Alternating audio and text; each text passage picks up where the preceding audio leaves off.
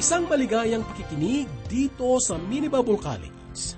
Dito sa ikalawang bahagi ay pag-uusapan natin kung gaano kahalaga ang tungkulin ng isang babae at lalaki sa buklod ng pag-aasawa. Mga tungkulin na dapat gampanan ng may kasamang pagmamahalan.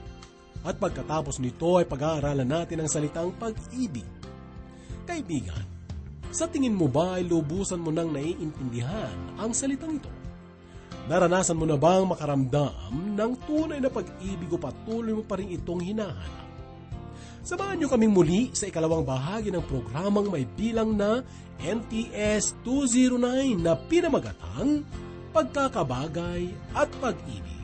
Atin ang pakinggan ang mga araling mula sa mga turo ni Pastor Dick Woodward na iatid sa atin sa Saling Tagalog ni Pastor John Halley. Dito sa Mini Bible College.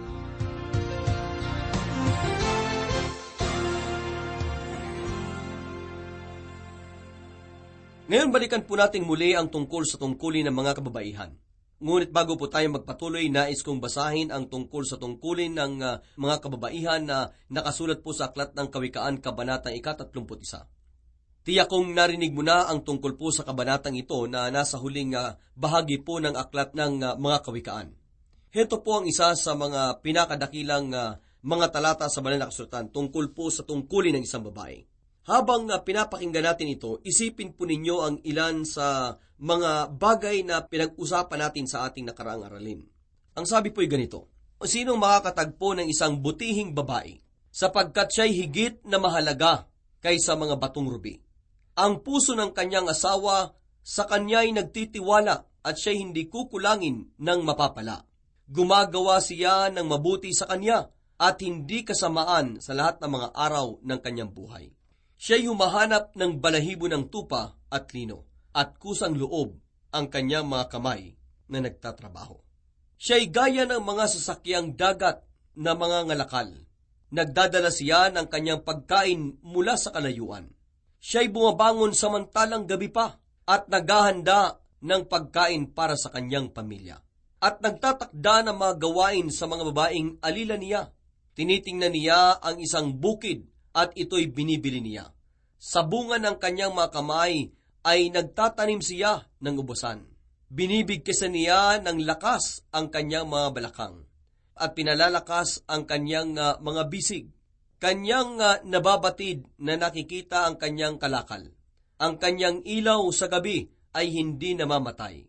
Kanyang inilalagay ang kanyang mga kamay sa panulid at ang kanyang mga kamay ay humahawak ng panghabi. Binubuksan niya sa mga dukha ang kanyang kamay.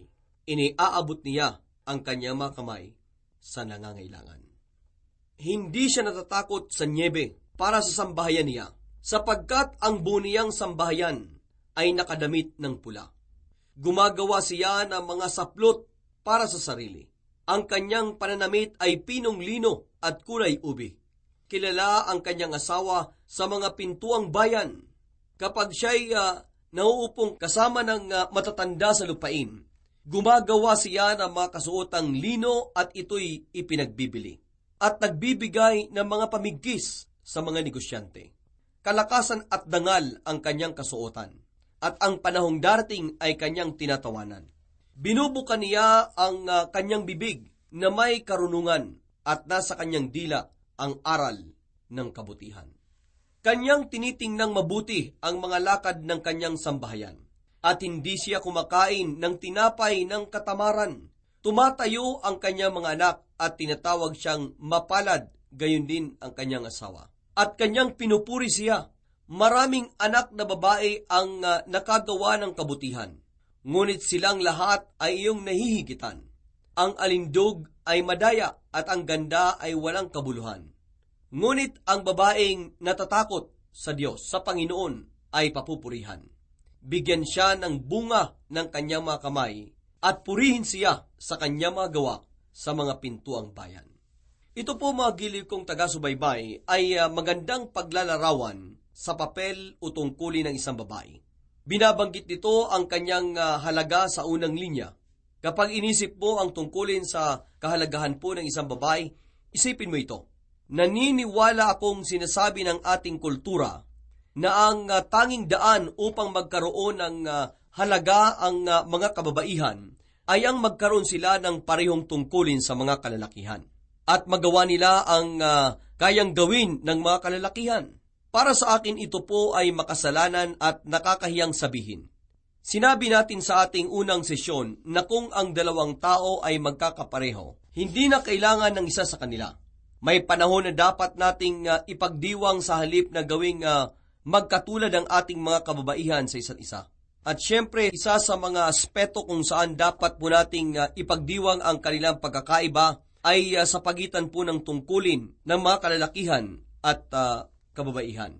Hindi po pareho ang mga tungkuling na italaga sa kanila at ang kahalagahan ng mga kababaihan ay hindi po nakabatay sa pagkakaroon niya ng parehong tungkulin na kagaya ng mga kalalakihan. Kaya saan po natin dapat ibatay ang kahalagahan ng mga kababaihan? Naniniwala po akong sinasabi ng mga talata sa banal na kasulatan, gaya ng binasa po natin, na ang babae ay ang bubuo o kukumpleto sa lalaki. Kaya naman ang isang paraan upang mailarawan ang kahalagahan ng isang babae ay sa pamamagitan po ng kanyang asawa na nakaupo sa pintuang bayan, ang hukuman. Ang kanyang asawa ay parang isang hukom. Kung ang babae ang bubuo sa lalaki at tutulong upang ang isang lalaking mahina ay maging matatag, dapat suriin ng babae ang ginagawa ng kanyang asawa. Siya ba ay isang taong espiritual? Mga kaibigan, muli po nating balikan si Pedro. Sa palagay ko, napakaganda po ng payo niya. Sinasabi ni Pedro sa babae sa unang Pedro Kabanata 3, na hindi mo makikita ang bagay na nararapat sa iyong asawa hanggat hindi lumulugar ang iyong asawa sa kanyang tamang lugar. Ngayon, kung hindi niya gagampanan ang kanyang tungkulin, gawin mo ito. Dapat magawa ang mga bagay na ito. Ngunit hindi mo ito magagampanan ng kasimbuti kapag siya po ang gumawa ng mga ito. Kaya ang pinakamaganda mong gawin ay ang sundin ng mga payong ito. Maging espiritual ka, magpasakop ka, tumahimik ka, maging malambing ka. Gampanan mo ang iyong tungkulin at kapag dahil sa mga ito magsimula siyang gampanan ang kanyang tungkulin, magkakaroon ka ng isang huwarang asawa at huwarang ama ng iyong mga anak. Sinasabi po ng banal na kasulatan na sa pamilya, ang asawang lalaki ay dapat nasa kanyang lugar. Ang asawang babae ay nasa kanyang lugar at ang mga anak ay nasa kanilang tamang lugar. Kaya ang babae ay mayroong isang kapitapitagang tungkulin bilang tagabuo ng kanyang asawa at ang kanyang kahalagahan ay nakasalalay sa antas ng pagiging espiritual, matagumpay at masaya ng kanyang asawa. Hindi ko po sinasabi na kapag ang asawang lalaki ay hindi espiritual, matagumpay at masaya, kasalanan ito ng babae. Ngunit malaking sukatan ng kahalagahan ng babae kapag ang kanyang asawa ay nabubuhay ayon po sa nararapat para sa isang asawang lalaki. Ngayon nais kong tukuyin na ito ay isang tungkuling nangangailangan ng pagsasakripisyo ng sarili. At ngayon sinasabi po ng kasalukuyang henerasyon, hindi ko gagawin iyan. Gawin niya ito sa kanyang sarili. Pwede niyang gawin ang gusto niya. Para sa kanya naman yan. Gagawin ko ang para sa akin at hindi ko isasakripisyo ang sarili ko upang buuin siya. Hindi ko gagawin iyan. Mga giliw kong kaibigan, ito po ang saloobin ng kasalukuyang henerasyon. Ito po ang mentalidad ng kaisipan na mayroon po tayo ngayon. Sa palagay ko, inaani na po natin ang kaguluhan dahil ito ang filosofiya ng mga kababaihan ngayon.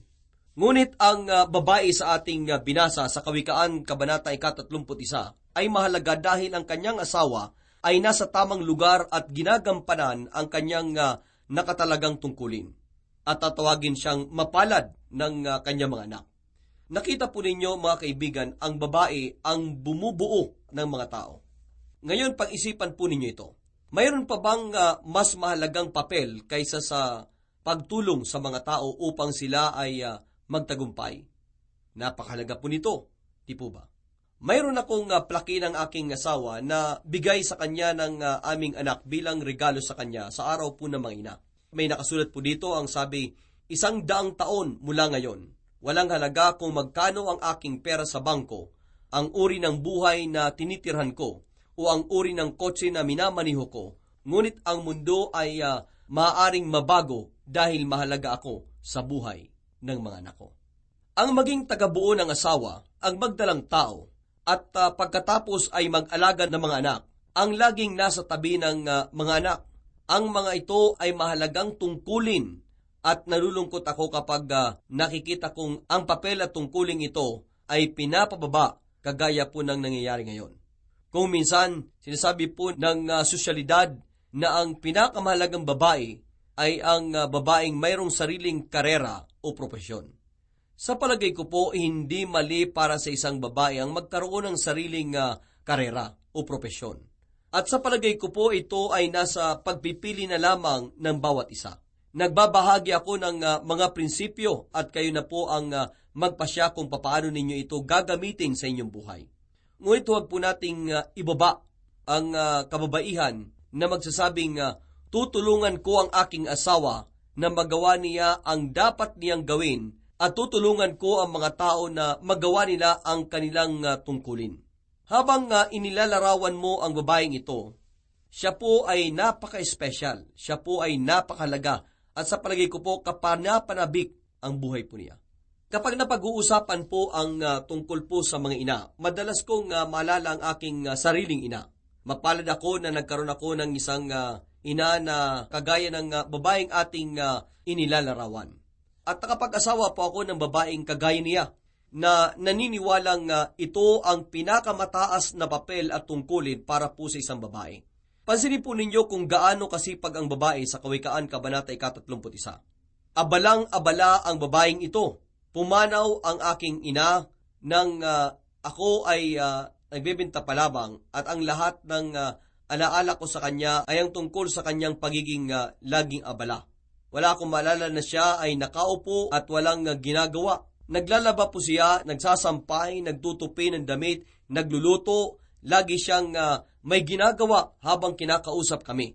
Patuloy pa rin siya sa kanyang ginagawa. Gumawa rin siya ng mga damit para po sa aming lahat na kanyang mga anak. Mga mahal naming tagapakinig, sa palagay ko po, ang payo sa Kawikaan, Kabanata 31 ay bagay na dapat nating muling ibalik. Ang ganitong uri po ng babae at ang ganitong paglalarawan sa halaga ng isang babae ay dapat parangalan at ilagay sa pedestal, hindi ang yurakan gaya ng madalas gawin ngayon. Mga kaibigan, dito po nagtatapos ang ating pagtalakay sa pagkakabagay. Ngayon, dumako naman po tayo sa susunod na bigkis, ang pag-ibig. Pagsapit mo sa paksa ng pag-ibig, nakatuon ka sa pinakamalaking problema sa pag-asawa. At nakapokus ka rin sa pinakamalakas na kapangyarihan sa pag-asawa. Ano ang pinakamalaking problema sa pag-asawa? Sa palagay ko, ang pagiging makasarili. Mula sa bigkis ng pagkakabagay, dadako po tayo ngayon sa pag-ibig. Dahil ito po ang nawawala, sa palagay ko, sa maraming definasyon ng tungkulin na tinanggap po natin. Mula sa kultura, ang nakakaligtaan po natin ay ang pag-ibig. Nabanggit ko na po ito dati bilang isang bata. Tinanong po ako ng aking ina. Ang sabi, kung makakabalik ka sa nakaraan, gugustuhin mo pa rin bang magkaroon ng 11 mga anak? Sinabi po niya, oo. Ngunit bago ko ito gawin, magpapasya muna ako na hindi ako magkakaroon ng sarili kong buhay. Ang sinabi ng aking ina ay palasong tumagos sa puso ng makasariling henerasyon sa panahon po natin ngayon. Ngunit ngayon ay isalang-alang mo ito. Sinabi po ni Jesus, walang may higit pang dakilang pag-ibig kaysa rito, na ibinigay ng isang tao at kanyang buhay dahil sa kanyang mga kaibigan. Ito po ang pinakadakilang pag-ibig at ito po ang uri ng pag-ibig na makikita mo sa definasyon ng tungkulin ng isang lalaki. Kung siya po ay isang mananampalataya, ang pag-ibig ang siyang nasa sentro o gitna nito. Ang magmahal na gaya po ni Jesus, ang magbigay gaya ni Jesus, at maging kagaya ni Jesus. Ang pag-ibig ay nasa sentro o gitna rin ng definasyon ng tungkulin ng isang babae. Isinasakripisyo niya ang kanyang sarili upang buuin ang kanyang asawa at kanyang mga anak. Ito po ang ibig sabihin ng pag-ibig, ang ialay ang iyong buhay para sa iba. tinatawag ko po itong ang dinamiko o kapangyarihan ng pagiging isa. Ang komunikasyon po ang siyang kasangkapan upang mapanatili ang pagiging isa. Pagkakabagay ang patunay o ebidensya ng pagiging isa. Pag-ibig naman ang dinamiko o kapangyarihan ng pagiging isa. Ang pag-ibig ang nagpapatakbo sa pagiging isa. Ito po ang lakas upang magpatuloy ito. Sa puso po ng pag-aasawa, nandoon ang pag-ibig. At kung wala ka nito, wala kang pag-asa ng isang mananampalataya. Ang pag-ibig ay nasa puso ng bawat kasal ng mga mananampalataya. Sinabi natin noon na kailangan nating isipin ang tungkol po sa pakahulugan ng pag-ibig. Sa maraming nakalipas po ng mga taon, tinanong ko ang mga asawang lalaki kung ano ang ibig nilang sabihin kapag sinasabi nila sa kanilang asawa, iniibig kita. Nagugulat po akong makita na hindi kayang ipaliwanag ng mga asawang lalaki kung ano sa palagay nila ang pag-ibig. Nang bata pa kami at bagong kasal, hindi po namin alam ang unang bagay tungkol po sa pag-ibig. Kapag sinabi po ng isang binata sa kanyang kasintahan, iniibig kita, marahil ang ibig niyang sabihin ay iniibig ko ang aking sarili at kailangan kita.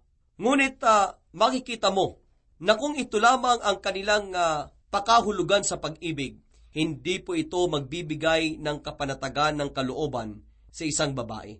Dahil maaaring balang araw makakakilala ang lalaki ng babaeng mas makakatugon sa pangangailangan niya. Walang kasiguruduhan o walang katiyakan ang pag-asang ito kung ganito lamang ang pakahulugan ng lalaki sa pag-ibig. Kaya mga kaibigan, ano ang pakahulugan ninyo sa pag-ibig? Sa bahagi pong ito, nais kong ibahagi po sa inyo ang pinaniniwalaan kong pinakadakilang pakahulugan o definasyon ng pag-ibig na naisulat po sa papel. Natitiyak kong pamilyar kayo dito. Ang tinutukoy ko ay ang aklat po ng unang Korinto, kabanatang 13. Marahil ito po ang pinakadakilang bagay na nasabi tungkol po sa pag-ibig. Sa katunayan, hindi ang pag-ibig ang pangunahing paksa po ni Pablo nang isulat niya ang kabanatang ito. Nagsasalita po siya tungkol sa espiritual na mga kaloob bilang kanyang pangunahing paksa. Isinulat niya ang kabanatang ito upang ilarawan at magbigay ng ilang katotohanan tungkol po sa mga espiritual na kaloob.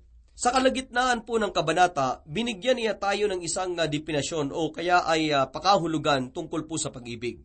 Halos imposibleng bigyan ng pakahulugan ang pag-ibig, ngunit marahil ito ang pinakamalapit na pwede nating makuha. Sa unang tatlong mga talata ng kabanatang ito, sinasabi po ni Pablo, ang pag-ibig ay hindi maaaring mapalitan. Ang pag-ibig ay walang kapara. Sinasabi niya, walang anumang nasa akin. Sa aking pagkatao, sa mga pwede kong gawin, ang maaaring pumalit sa pag-ibig sa buhay ko. Mga kaibigan, mataas po ang pagpapahalaga ng mga mananampalataya sa mga espiritual na kaloob. Kaya naman tinalakay niya ang ilang mga bagay na mahalaga sa mga taga-Korinto. Gaya po ng kaloob ng pagsasalita ng iba't ibang wika. Sinabi niya, kung ako'y magsalita ng mga wika ng mga tao at ng mga anghel, subalit wala akong pag-ibig, ako'y nagiging isang maingay na pumpyang o batingaw na umaalingaw-ngaw.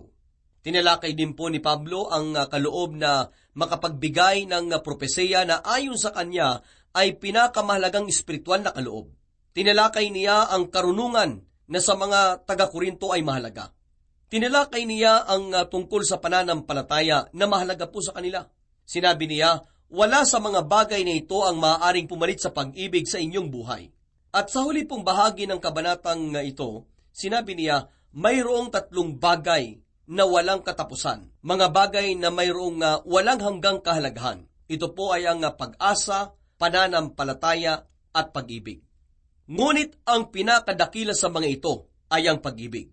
Dakila ang pag-asa dahil dadaling ka nito sa pananampalataya. Mahalaga ang pananampalataya dahil dadaling ka nito sa Diyos. Ngunit sinasabi ni Pablo, ang pag-ibig ay hindi isang bagay na dadalhin ka sa isang bagay na magdadala sa iyo sa Diyos. Nandun ka na. Ang pag-ibig ay kung ano ang Diyos. Ito po ang dahilan kung bakit hindi ito maaring palitan at wala itong kapara. Sinabi po ni Henry Drummond na isa sa mga paborito kong scholar, ang patungkol po sa talatang 4 hanggang sa 7, dito po sa aklat ng unang Korinto, kabanatang 13, na pinadaan ng banal na Espiritu ang konsepto ng pag-ibig sa kinasihang kaisipan po ni Pablo, na para bang ang pag-ibig ay liwanag at ang isipan ni Pablo ay isang prismo, at lumabas po ito sa kabilang bahagi bilang kumpol ng mga magagandang katangian. 15 mga magagandang katangian ang pinangalanan sa talatang 4 hanggang sa 7 nitong unang Korinto kabanata 13. Kung susuriin mo ang mga katangiang ito, para mo na ring sinusuri ang pag-ibig. Inilalagay mo ang pag-ibig sa ilalim ng isang mikroskopyo. Ito po ay pag-ibig na batay sa gawa. Ito po ay pag-ibig na base sa maaaring gawin ng isang tao. Sinasabi po nito, kung nasa iyo ang pag-ibig na ito na aking binabanggit, ganito ka mamuhay. Natitiyak ko mga kaibigan na pamilyar kayo sa kabanatang ito. Kaya naman hayaan po ninyo akong magbahagi pa ng iba pang mga bagay sa inyo. Noon gumawa ako ng pag-aaral sa 15 mga magagandang katangiang ito. Tiningnan ko ang mga ito sa orihinal na wika, ang wikang Griego, at pinag-aralan ko ang bawat isa sa mga ito. Sa mga magagandang katangiang ito, makikita mo ang pag-ibig. Magkakaroon ka ng pinakamalapit na pakahulugan ng kasulatan sa pag-ibig. Ngayon, nais kong hikayatin kayong gawin ito. Isipin po ninyo ang inyong asawa habang pinag-aaralan po natin ang 15 mga katangiang ito na bumubuo sa pag-ibig. Isipin mo ang iyong asawa at huwag ang iyong sarili. Nagugulat ako sa ilang mga bagay na ginagawa ng mga tao na natututunan ko mula sa pag-aaral ko sa mga pamilya ng tao sa mga nakalipas na ilang taon. Ngunit hindi ko makalimutan ang tusong kakayahan ng tao upang baliktarin ang mga ito sa paraan na ilalarawan ko po sa inyo ngayon. Ilang taon na ang nakakaraan, hindi naging maganda ang naging pag-uugali ng aming anak na batang babae sa paaralan. Ngunit hindi ito sinasabi sa akin ng kanyang guro dahil ako po ay isang pastor. Kaya isang araw, pagkatapos ko siyang ihatid sa paaralan, palihim akong nagmatiyag upang malaman ko kung ano ang nangyayari. Lumapit ang aking anak sa isang batang maliit na naglalaro sa isang palaruan. Hinawakan ng aking anak ang laruan ng bata at sinabi niya, "Sinabi ni Jesus na magbahagi ka. Ibigay mo sa akin yan." Inagaw niya ang laruan at umiyak ang bata. At inisip ko, hindi niya naiintindihan ang kahalagahan ng pagbabahagi. At alam ba ninyo na may mga matatanda ang gumagawa ng ganun din ngayon? Kapag pinag-aaralan nila ang mga talatang ito tungkol po sa pag-ibig, maaari nilang isipin, bakit hindi niya ginagawa ito sa akin? At hindi natin naiintindihan na ang pag-ibig ay tungkol po sa pagbabahagi, hindi sa paghingi. Mauna kang umibig at ikaw ay iibigin din bilang ganti. Kaya naman habang tinitingnan mo ang mga katangiang ito ng pag-ibig, huwag mong isipin kung papaano ka iibigin ng iyong asawa. Tanungin mo ang iyong sarili kung iniibig mo nga ba siya sa ganitong paraan. Kapag sinasabi po ng kasulatan na ang pag-ibig ay matiisin, mula ito sa salitang Griego na ang ibig sabihin ay mahabagin. Hindi ito gumaganti. Ipinapahiwatig nito na mayroon siyang pagkakataon upang gumanti ngunit hindi na ito ginawa. Ito po ang ibig sabihin ng pagiging matiisin. At pagkatapos ang pag-ibig ay hindi mainggitin. Ito po ay napakaakmang salin ng salita sa tunay na naglalarawan sa hindi makasariling katapatan ng isang tao sa iba. Ikaw ba ay mayroong katapatan para sa kapakanan ng ibang tao? Ito po ang kahulugan ng hindi pagiging mainggitin ng pag-ibig mula po sa orihinal na wika. Pagkatapos makikita natin, ang pag-ibig ay hindi mapagmalaki o hambog. Ibig pong sabihin nito na hindi ito mayabang. Hindi nito kailangang pahangay ng iba dahil sa kaloob-looban niya, siya ay mapagpakumbaba. Hindi ito hambog o mayabang. Ang lahat ng mga pakahulugang ito ay mayroon pong panloob at panlabas na dimensyon. Ginagawa ito ng pag-ibig sa panlabas dahil ganito rin ito sa panloob. Hindi magaspang ang kilos nito. Magalang, tama ang asal at hindi madaling magalit. Sinasabi po ng ibang salin, hindi maramdamin, hindi mo siya magagawang magalit, hindi mo siya maaaring yamutin, At ito po ang panlabas na ekspresyon ng katotohanang nasa kanyang kaloob-looban. Dahil hindi nila iniisip ang kanilang sarili, hindi sila nakakaramdam ng pagkaawa sa sarili o pag-aalala sa sarili. At nagpatuloy po ang paglalarawan ni Pablo sa pag-ibig. Sinabi niya na ang pag-ibig ay hindi nag-iisip ng masama sa kapwa. Ang ibig pong sabihin ng mga salitang ito ay hindi sila nagtatala ng mga pagkakamali. Sa ibang mga salita, mayroon silang malinis na pag-iisip. Nagtatala ka ba ng pagkakamali ng iyong kapwa, ng iyong asawa? Kung ginagawa mo ito, sa palagay ko, ipinakikita nito na wala sa puso mo ang pag-ibig ni Kristo. Si Satanas ang nasa puso mo. Si Satanas ay nagtatala ng pagkakamali. Ang dahilan kung bakit hindi nagtatala ng pagkakamali ang pag-ibig ay dahil na hindi ito natutuwa sa pagkakamali. Hindi siya natutuwa kapag ang taong kanyang iniibig ay nagkakamali. Kapag nagkakamali ang taong kanyang iniibig, nalulungkot sila, nanlulumo sila. Ayaw nilang magkamali, umabigo ang taong iniibig nila. Natutuwa sila kapag nagtatagumpay ang kanilang minamahal. Mababasa rin po natin na ang pag-ibig ay natutuwa sa katotohanan. Sila po ay natutuwa kapag nananaig ang katotohanan sa buhay po ng kanilang iniibig. Mga kaibigan, tinawag ni Jesus si Pedro na isang bato. Gawin mo ito sa iyong asawa. Ibig pong sabihin, mayroon kang pananampalataya upang makita at maniwala sa potensyal ng iyong iniibig. Maraming mabubuting bagay ang ibinibigay nito sa mga tao. Bilang halimbawa, nang ako po ay isang kabataan pa lamang, mayroon akong pastor na gumawa nito sa akin at napakahalaga nito para po sa akin. Lagi niyang sinasabi sa akin, naniniwala ako sa potensyal mo. Alam ba ninyong wala akong tiwala sa aking sarili nung ako po'y bata pa? At alam ba ninyo ang sabihin sa akin ng isang tao na naniniwala siya sa potensyal ko, isa itong napakalaking bagay sa akin. Totoong naniniwala siya sa akin. Mga kaibigan, ganito gumawa ang pag-ibig.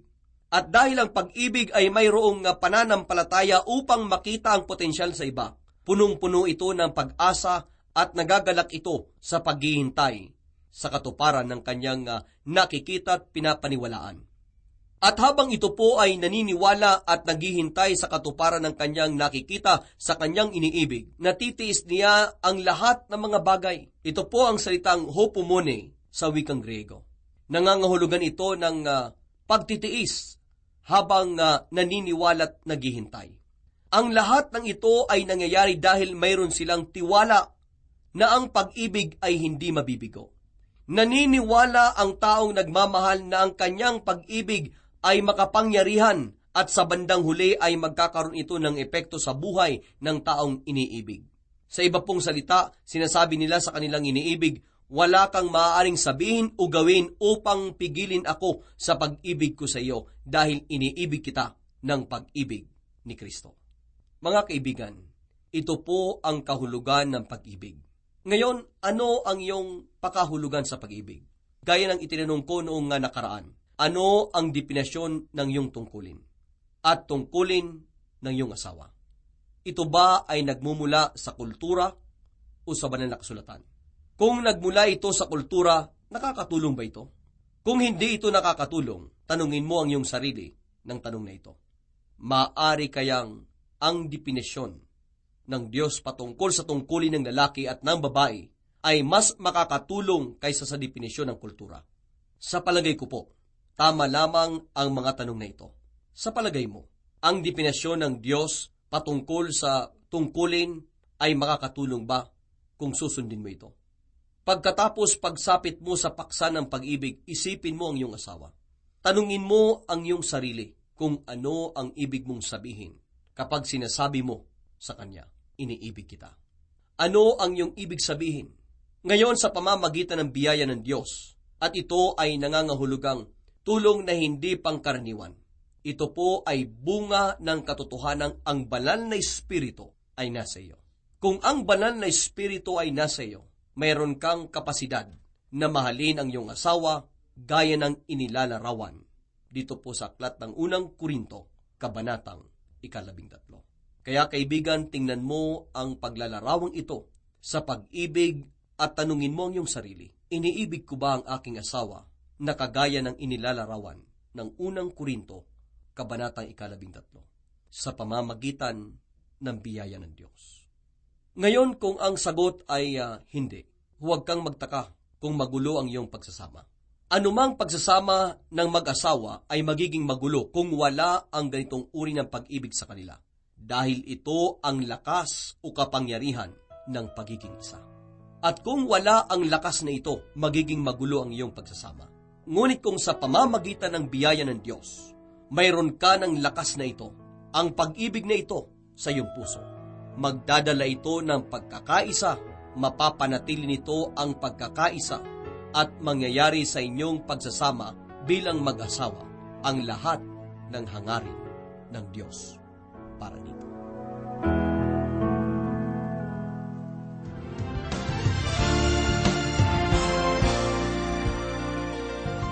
Mga Ginoo, hindi ba napakaganda ng mga narinig ninyo tungkol sa kababaihan ngayon? At mga kababaihan, umaasa kaming pinalakas kayo ng Diyos sa pamamagitan ng karangalang matatagpuan sa kasulatan para sa gagampanan ninyong papel at tungkulin dito sa mundo.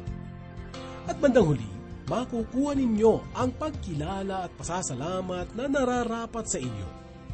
Ang mga salitang ito ay hindi ninyo laging maririnig mula sa kultura sa kasalukuyan. Dahil isang katotohanan na napakadaling marinig na parangalan at purihin ang tungkulin ng mga kababaihan sa kanilang tahanan. Gayunpaman, hangarin ng Diyos na kayo ay parangalan, igalang at papurihan.